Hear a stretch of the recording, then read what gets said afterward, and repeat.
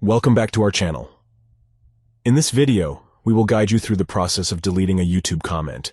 If you've ever posted a comment that you no longer want to be visible, this full guide is for you. To begin, make sure you have the official YouTube app downloaded from the Play Store.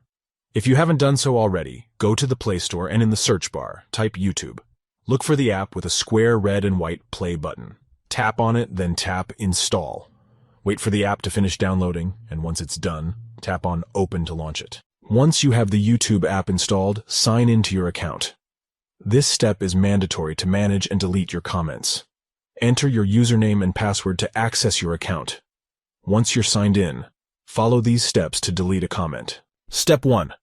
Find a YouTube video where you have left a comment. Step 2. Scroll down below the video and tap on Comments located below the channel's name. Step 3. Look for your comment among the list of comments. Step 4. Tap on the 3 stacked dots located next to your comment. Step 5. From the options that appear, tap on Delete. That's it.